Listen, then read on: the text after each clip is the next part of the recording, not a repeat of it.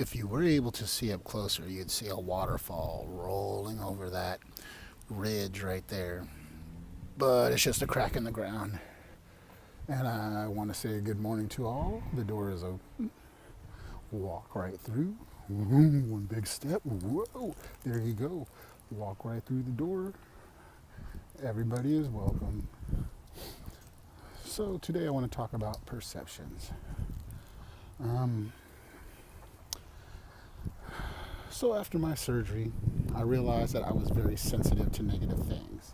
And I found that I got in a lot of arguments with people and friends, family, etc. And being at a surgery, you are a little weak, sensitive to sight, sound, pain, emotions, because your body is sensitive and hurts. And you just had major surgery. I had a bypass.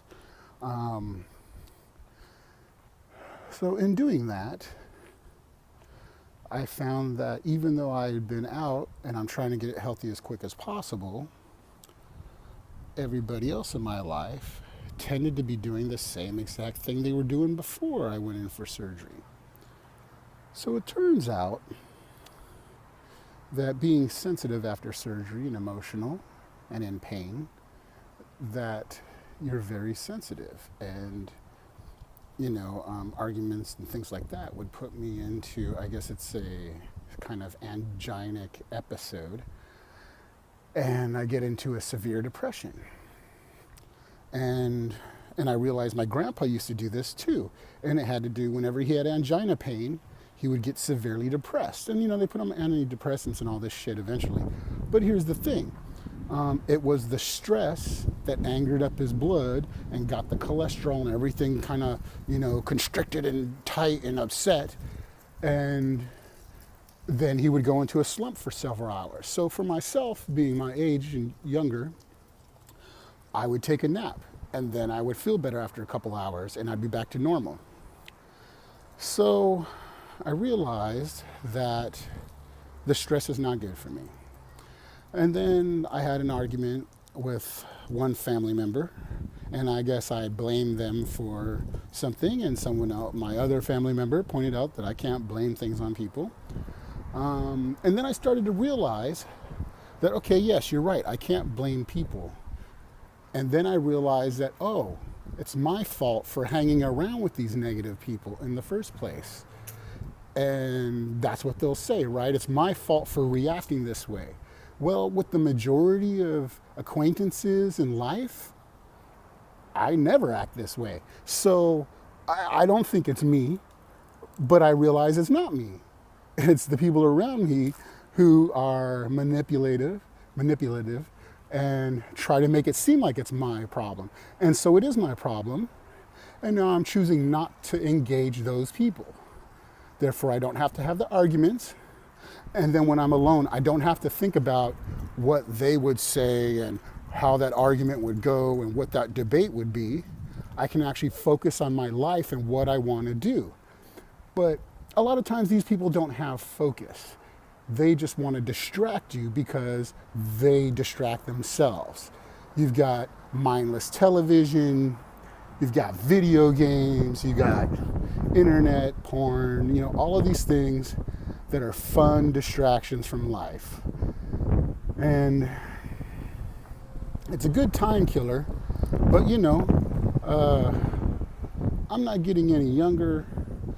I don't want to be hooked to machines. When I die, I want to be spent, dude. I want to keel over because I was fucking toiling and busting my ass at fucking 85 years old. Not because I was sitting in a chair, not because I was 65, 70, sitting in a chair watching Law and Order and I get upset about some fucking stupid rapist thing and murder that didn't even happen or didn't even exist. It's just a damn TV show.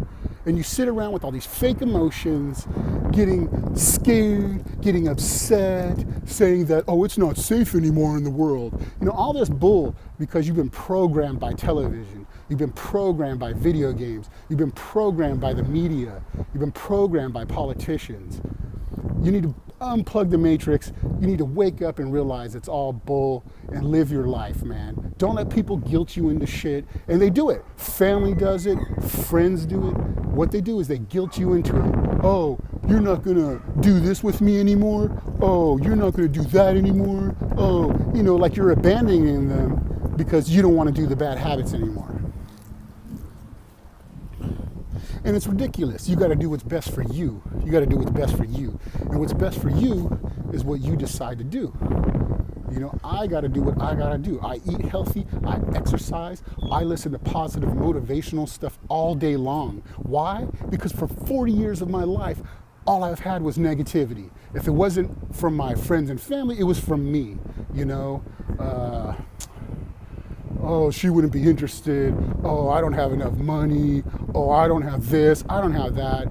None of that shit matters, man. I'm finding now that, like you watch the Tim Ferriss, another person that I admire. I've been, picking up on his stuff a little bit. I got introduced to him a couple months ago. Cheap travel, cheap airfare, how to get your body in shape, how to get, your shit together. Motivational speakers, Tony Robbins, Les Brown. They play all these clips on YouTube of these people giving motivational speeches, helping you change your life, helping you change your ideas, change your perceptions, your reality, your personality, right? You got to become a new person. You got to change the way you think. I used to think, oh, I could never give up soda. I could never quit cigarettes. I'm going to smoke till I die. F the man. I don't give a hell. I'm going to smoke and I'm going to do dope. I'm going to do all that shit. And I don't give a damn about nothing. And da-da-da-da.